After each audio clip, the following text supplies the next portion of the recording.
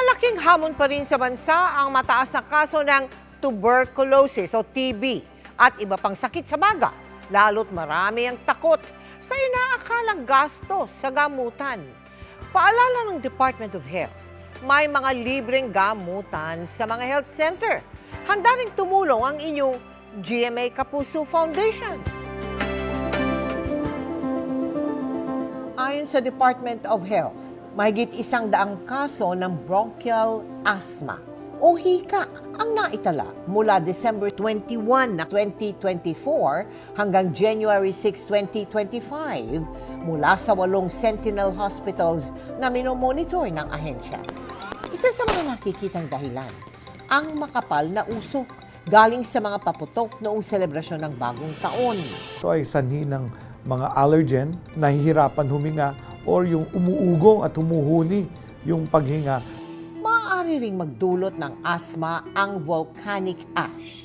Kaya sa mga nakatira malapit sa Bulkang Kanlaon at Taal, ang payo, magsuot ng face mask pag nag-aalburoto ang mga bulkan. Magkakaroon ka ng tinatawag na anthracosis, yung mga silika na pupunta sa lungs mo yun, tapos permanent na yun, natatrap doon. Later on in life, makakakos pa yun ng chronic pulmonary disease. Ang mga ganitong sakit sa baga ang binabantayan ngayon ng DOH.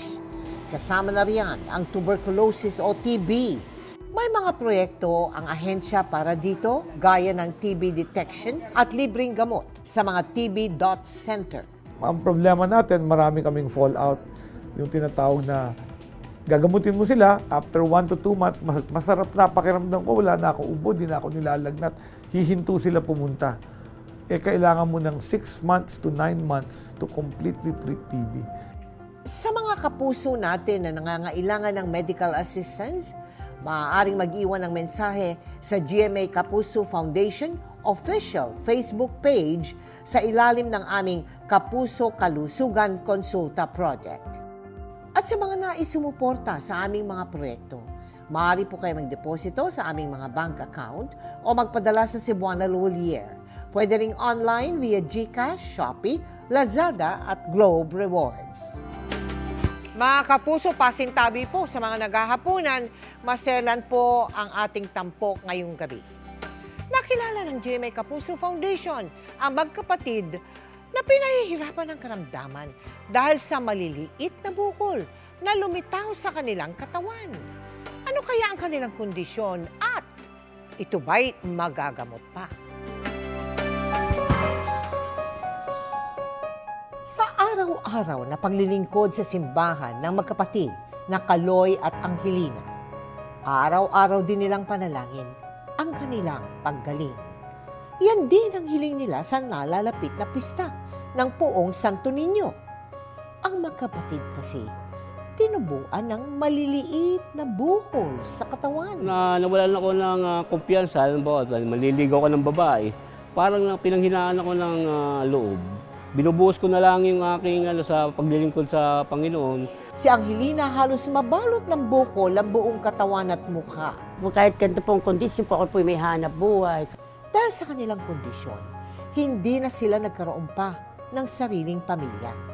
Hinala nila na mana nila ito sa kanilang ama na may ganito ring kondisyon. Isang beses lang daw nakapagpa-check up si Angelina pero wala ring nangyari. Si Kaloy naman, ni minsan hindi nakapagpatingin sa doktor. Para malaman ang kondisyon ng magkapatid, dinala sila ng GMA Kapuso Foundation sa isang espesyalista. Sila ay merong neurofibromatosis, isang uri ng sakit kung saan nagkakaroon ng iba't ibang mga bukol sa iba't ibang parte ng katawan. Actually, tumor to ng nerves. No? Pwedeng number 1, pwede siyang inheritance or namamana siya.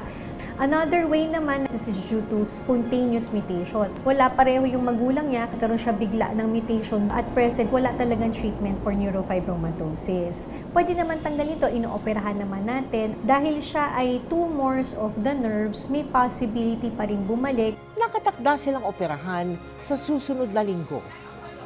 Mga kapuso, kung kayo po ay taga Metro Manila at may napapansing bukol o cyst sa katawan na hindi cancer, nunal na nangangati, nagdudugo at lumalaki, may goiter o bosyo. Maaaring tumawag kayo sa GMA Kapuso Foundation para sa isasagawa nating project, ang Operation Bukol Katwang, ang Jose Reyes Memorial Medical Center. Ang lahat po ay sasailalim sa screening kung pwedeng operahan ang mga bukol ninyo. Mga kapuso, dahil po sa inyong walang sawang suporta, 447 kapuso classrooms na ang naipatayo natin sa Luzon, Visayas at Mindanao. Higit pa sa edukasyon ang pakinabang ng mga estrukturang yan, kundi pati na rin sa panahon ng unos at kalamidad. Hindi lang tahanan ng karunungan at kaalaman ng kabataan ang mga ipinatayong Kapuso School ng GMA Kapuso Foundation sa iba't ibang sulok ng bansa. Naging kanlungan din ito ng mga pamilyang walang masilungan sa panahon ng kalamidad, gaya noong nanalasa ang Bagyong Christine at Super Typhoon Pepito sa Bicol Region. Nasa 30 pamilya ang lumikas sa ating Kapuso School sa Barrio Elementary School sa Kamalig North, Albay. Ito yung building na safe sa baha, tapos maganda pa yung roofing at saka yung physical facilities. Nananatili ring matibay at matatag sa bagyo ang 20 Kapuso classroom sa Santo Domingo Central School sa Albay. Walang nilipad na yero at maayos pa rin ang mga silid.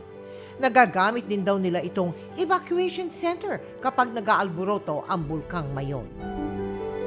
Kahit po marami nang dumaan na mga bagyo, kahit po nung ginamit pa rin po yung mga classrooms namin during Mayon eruptions, pero ang maganda pa rin po.